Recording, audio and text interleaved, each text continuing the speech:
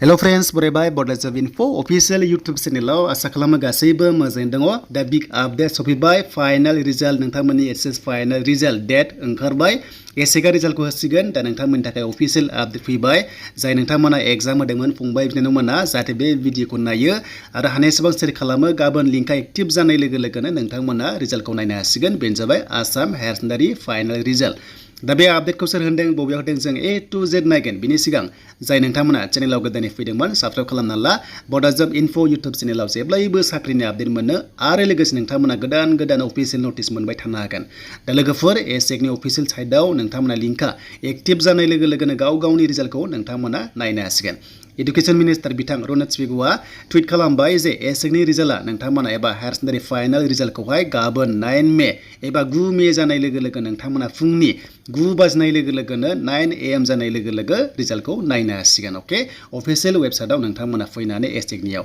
स' बेनिफ्राय गाबोन नायदो आरो अफिशियेल नटिसखौहाय फ्रेश रिलिज अफिशियेल नटिसआ नोंथांमोना 7 AM आवहाय गाबोन मोनगोन होनना बुंदों नाथाय बिनि सिगांनि बिथाङा बेयाव टुइट खालामखाबाय अफिशियेल आपडेटखौहाय जे AHSECआ गाबोन 9 AM जानाय लोगो लोगो नोंथांमोना रिजाल्टखौ नायनो हासिगोन अफिशियेल साइटआव दा नोंथांमोना गाबोन लिंकआ एक्टिभ जाबा नायदो बयनिसिमबो अल द बेस्ट थाबाय जाहाथे रिजाल्टआ नोंथांमोना मोजांनिफ्राय मोजांसिन फैयो आरो बबे डिस्ट्रिक्टआव हाइएस्ट पार्सेन्टआ मोजां जादों नाम्बार 1 थांदों रेंक वाइसआव नोंथांमोननोहाय भिडिअ लाबोगोन बड'जब इनफो इउट्युब चेनेलाव बेखायनो नायनो दाबाव हानायसेबां शेयार खालाम 3 लाखनि 3Lनि बारा केन्डिडेट्स दं स्टुडेन्ट्स दं एग्जाम होनाय दं AHSECआव दा बबेयाव बारा थाङो पार्सेन्टआ फार्स्ट एबा रेंकआ दा बिनि सायाव लेटेस्ट आपडेट फैगोन स' बिनिफ्राय बोरै नाय रिजाल्टखौ जों दानिया थांसै अफिशियेल वेबसाइटआव